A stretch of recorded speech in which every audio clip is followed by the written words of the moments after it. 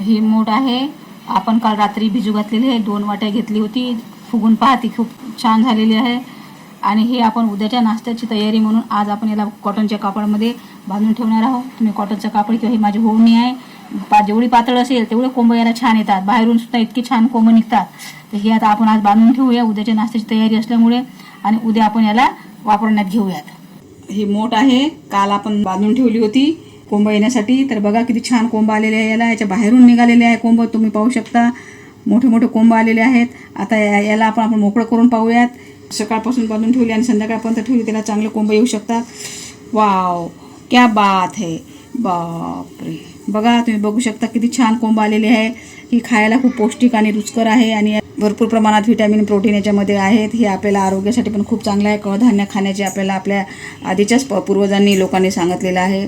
भिजू घालून कडधान्य कच्चे खाऊ शकता, याचे उसळे बनवू शकता. तर चला नाश्त्यासाठी याचा उपयोग करूया. संडेचा नाश्ता आहे मटकीची उसळ. तर आपण नाश्त्याची तयारी करत आहोत. प्रत्येक दाण्याला कोंब आलेला आहे, तुम्ही बघू शकता.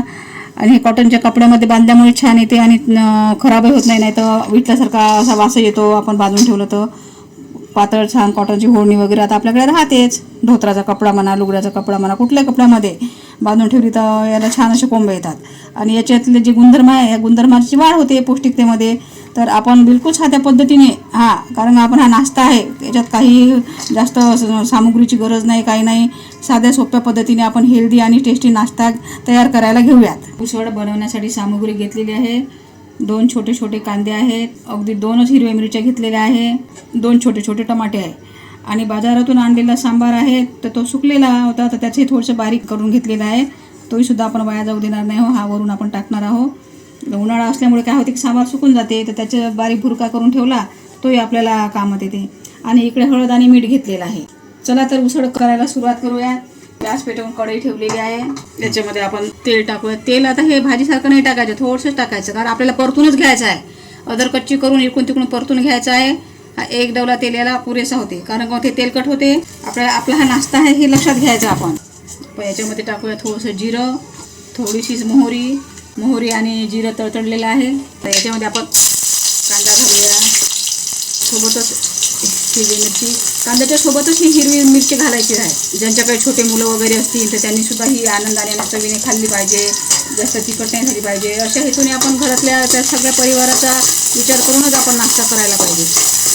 कोणी आपल्या घरात सारखेच नसतात, कोणी तिखट कमी खाते, कोणी जास्त खाते. त्याला आपण परतून घेऊया. थोडा कांदा मऊ होऊ द्यायचा, जास्त शिजू नाही द्यायचा. तर जसं भाजीला शिजवतो तसं आता याला शिजू द्यायचं नाही. थोडं झाकून ठेवूयात आपण 1 मिनिट फक्त. कांदा झालेला आहे असं वाटत आहे. कांदा झालेलाच आहे बऱ्यापैकी. आता याच्यामध्ये आपण टोमॅटो टाकूया आणि हा जे सांबाराचा बुरका आहे तो सुद्धा तेलामध्ये तळले जाईल. त्याचा सुगंध छान येते, तो सुद्धा आपण याच्यामध्ये टाकून देऊया. आणि याला पण आपण 1-2 मिनिट होऊ देऊया. याला खूप काही शिजवायची गरज नाही. मुलं तर तसेच कच्ची खातात. हे होईपर्यंत एक मूठ घेऊन मुलं आनंदाने कच्चीच खातात.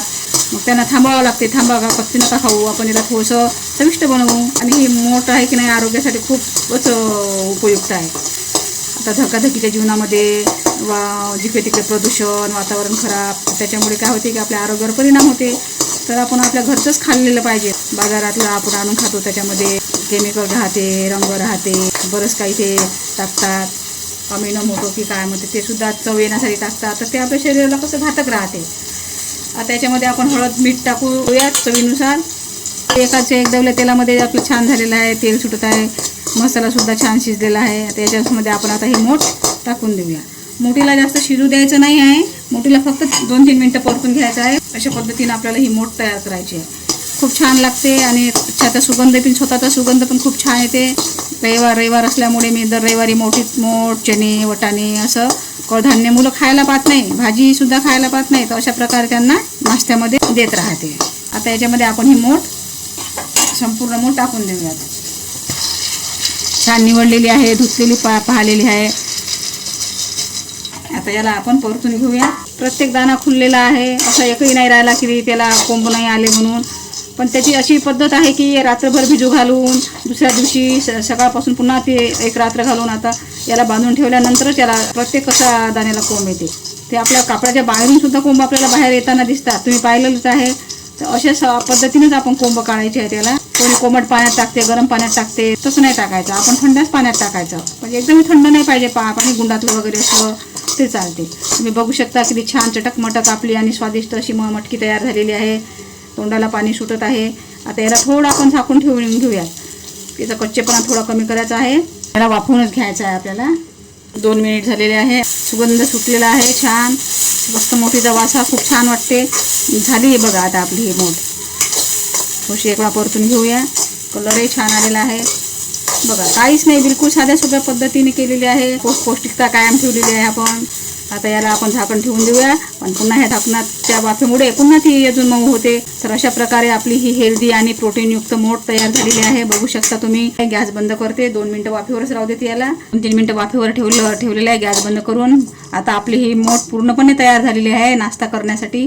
आता आपण एका प्लेटमध्ये नाश्त्यासाठी घेऊयात. मुलांच्या तोंडाला तर पाणी सुटलेलं आहे.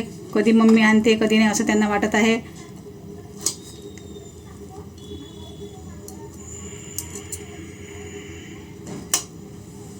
अशा प्रकारे हा रविवारचा नाश्ता आपला तयार झालेला आहे.